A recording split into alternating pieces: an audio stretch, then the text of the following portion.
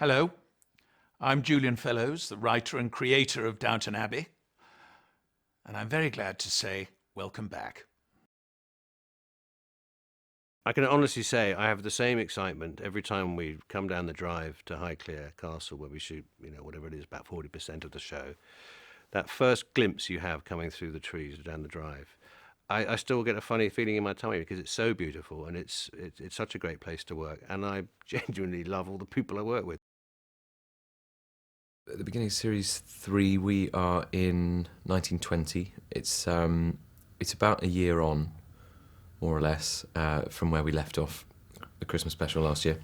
The 20s and 30s are an interesting period because in some ways they're becoming much, much more recognisably the modern world, and different values are coming in, the movies, air travel, girls who 10 years before were waiting to be spoken to before they spoke. Suddenly there they were rolling down their stockings and rouging their knees and drinking like fishes. It was an extraordinary sudden adjustment.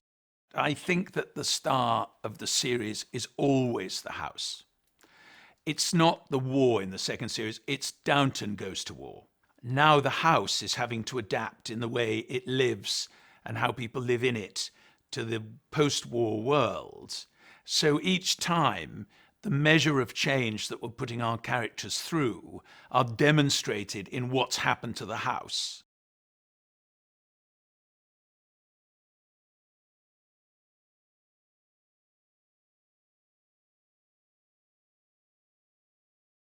Okay, let's clear, please.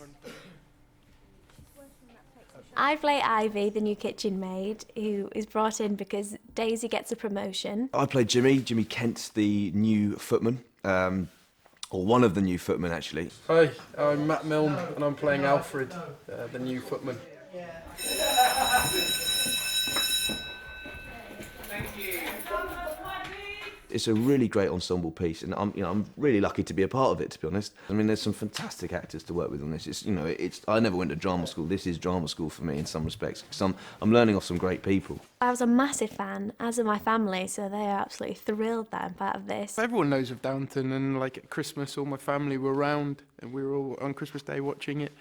And everyone's been so welcoming. That's been part of the thing. They've all lived with this for so long. And when you come into it, it's just like entering any sort of group of mates, really.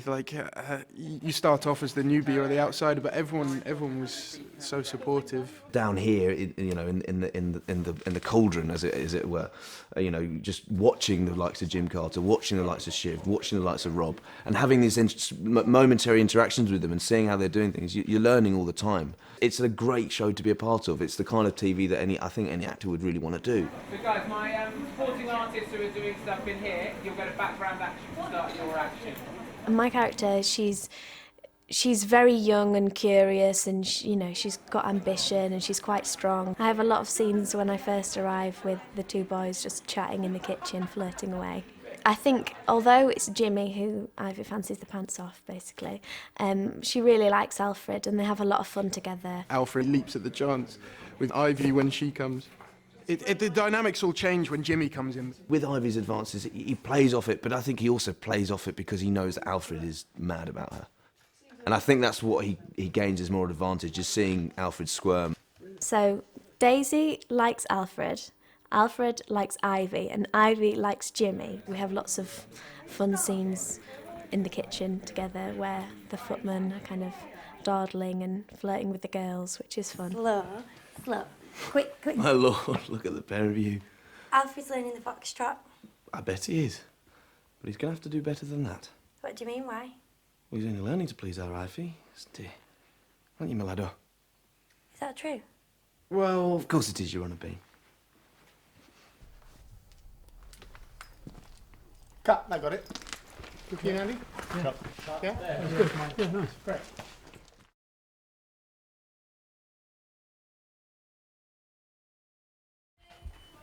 So to speak. 158, take 3, A and B mark. Really, I have to say the words Shirley and MacLaine in that order, and it says all you need to know. Yeah, she's not done a lot before, actually. You know, it was nice, for her to, finally get some work. And no, I mean, that was mad, actually. And that we kicked off the whole series with her, really. She has her own Shirley approach to everything, and it was so refreshing. We were all nervous, I think, but she just was so kind and put us all at ease and wanted to tell us these amazing stories. I mean, the chats with her in between takes, I will never forget, nor will I repeat half of them, but... I sat there in dinner scenes between Maggie on one side and Shirley on the other, and kept having to pinch myself. I couldn't believe it. I was sitting between these two great legends and them chatting about the work they'd done with some icons of the screen and stage like Olivier and Gene Kelly or whoever it might be. Wonderful dynamic with Maggie. Violet's great one-liners were almost sort of doubled back at points. The character really does come in like a kind of, small tornado, and just kind of rattles the house. You hear this thing, people have an aura about them. She's got an aura, all right. And she sort of kind of jumped out of the car and she was looking around and sort of smiling, and then she was looking for someone. This is a true story. This is my claim to fame. She pointed at me in the thing and went, "There he is, the evil one," and walked straight over to me. And I'm like, oh my God, in my head, Sheila MacLaine is walking straight over to me. She just called me the evil one. She was just like, oh, here he is. Here's the bad one. Why are you so bad? Why are you so evil? And she was a massive fan of Downton. I was like, sorry, I'm stood next to him. I think I'm badder than he is. You're just like, wow. Yeah, she loved the Rob. She had the love for the Thomas. That people like Shirley MacLaine would even consider doing it. To see her and Maggie in the scenes that Julian has written brilliantly for them two, I mean, they are going to be epic, really are. Two actual legends on screen battling it out. My character comes in and shakes the whole thing up and says it's time to change. You can't live in this bubble of irreality and formality any longer. The world is different. It's not gunfight at the OK Corral. It's about a woman who's coming to discuss the values. I have a reason for being in this, not just to go head-to-head with Maggie Smith, but the whole idea of these two characters represent total polarities.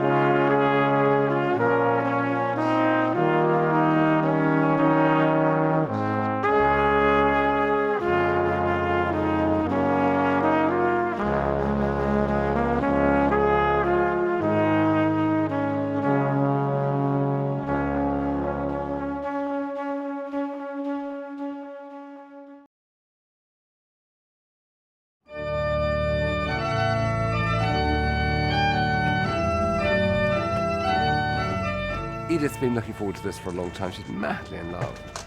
But unfortunately, she's going to be jilted at the altar. She got jilted at the altar, did you know that? Oh, yes, nightmare. Getting married's hard work. It's a lot to worry about. She came on set and she was like, look at my ring. And I thought, as Mary, it's bigger. Yeah, this is her great day. At last, this is her moment of happiness. But it's all gone a bit pear-shaped. And poor old Edith has been jilted at the altar. But it's probably right, Edith. He's probably done he's done the right thing, Edith. You'll find happiness elsewhere, I'm sure. Sorry. It was a cut. Not a cut. Oh, right, I see. Well, here we are, outside St Mary's in Bampton, in Oxfordshire, Downton in the Sow, and this is the day on which Mary marries Matthew.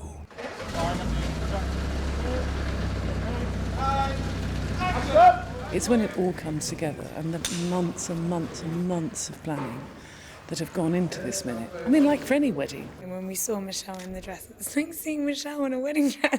So it got really emotional. We had a kind of mini hen night and had a few glasses of champagne before. It was lovely. If you look very, very close on your TV screen, you might see a slight bit of moisture in the mother of the bride's eye. I was sitting at the back with a bunch of the downstairs staff who unfortunately had hangovers. I found a nice bench at the back of the church where I've been asleep for most of the afternoon. My favourite part was just seeing Maggie and Shirley sitting there like supporting artists with not very much to do. The decades of film and TV history in a pew.